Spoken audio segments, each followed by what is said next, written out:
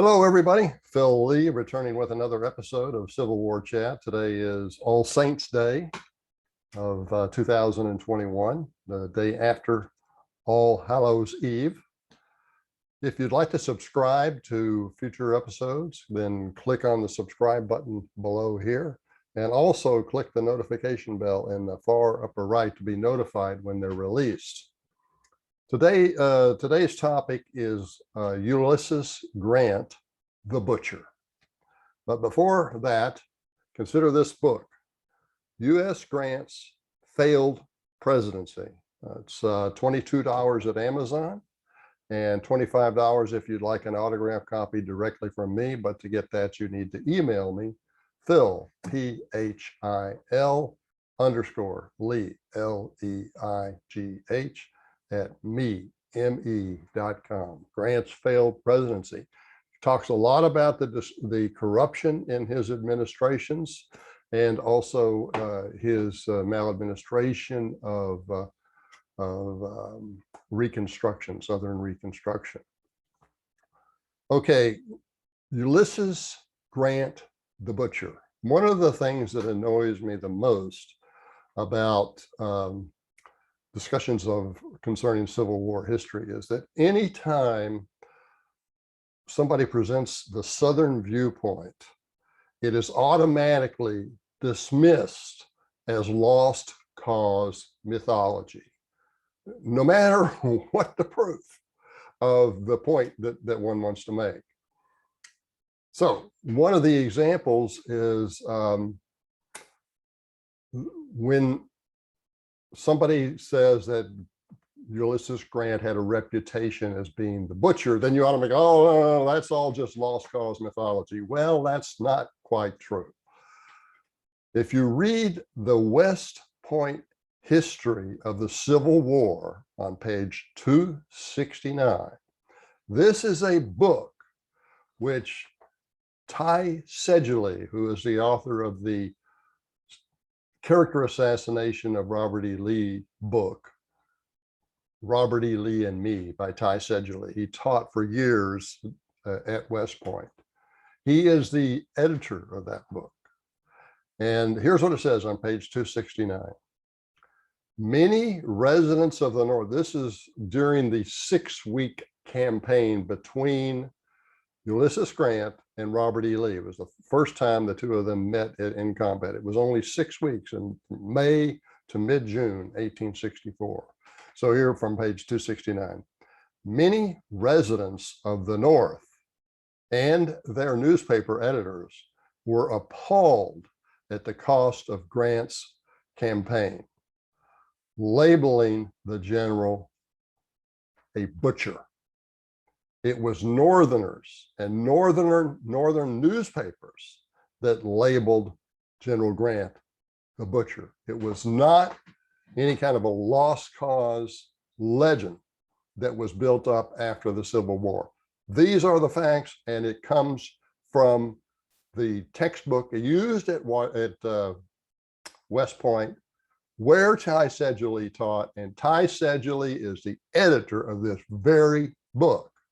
Now, during this campaign, Ulysses Grant, according to this book, suffered 64,000 casualties compared to only 30,000 for Robert E. Lee. Another thing that annoys me is that anything that you or I might say that has a different interpretation of what most of the historians are teaching in terms of interpretation, not just facts, but interpretation, is again dismissed as lost cause mythology. Here's a concrete example. Let's put it this way. They force us to swim in the same goldfish bowl that they're swimming in, which means if you explore all that goldfish bowl, you're not going to get any new information. But here's a concrete point. When Ulysses Grant took his army across the James River to besiege Petersburg, the Goldfish Bowl historians say that was an example of him getting the jump on Lee, outsmarting Lee. Well, here's what happened once they got across the river. they could have swept into Petersburg and just, brushed aside the tiny garrison that was there and captured Petersburg, thereby shutting the Richmond, the Confederate capital, off from all rail traffic, and possibly ending the war within a month after that mid-June maneuver. But what happened when the soldiers were told to attack the tiny garrison at Petersburg? They were so cowed by the losses that they had taken during the prior 6 weeks, they did not attack with vigor. They did not attack with determination. They did not attack with enough determination and vigor to have captured Petersburg, which they could have easily done. Now, the other interpretation, now the West Point book on the history of the Civil War makes this interpretation. Oh, well, Grant got Lee pinned down in Petersburg on June 15th, 1864, and the war ended 10 months later. He kept Lee pinned down. Well, in truth, Lee had so cowed the Union Army and so frustrated Grant's maneuvers that Grant was not able, despite his overwhelming resources, to take Richmond until 10 months later. By comparison, Sherman left North Georgia at the same time that Grant went after Lee in the wilderness to start this 6-week campaign against Lee. They both left at the same time, early May. 4 months later, Sherman had his objective. He had captured Atlanta. There was nothing then between him and Savannah other than open country. And that's not the case for Grant. It took him from early May until mid-April before he was able to destroy the following year, before he was able to destroy or get Lee's army to surrender, almost 12 months. Whereas Sherman had captured his objective in 4 months. Now, on top of that,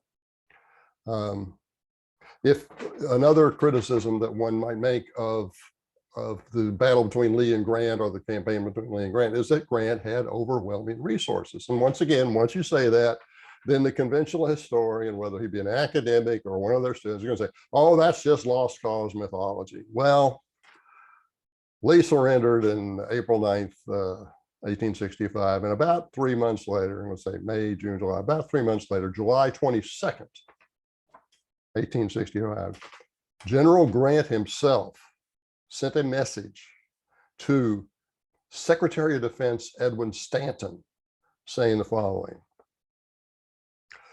the resources of the enemy, meaning Lee's army, and whose numerical strength were far inferior to ours, I therefore determined to hammer continuously against the armed forces of the enemy and his resources until by mere attrition, if in no other way, there should be nothing left to him but submission, meaning surrender.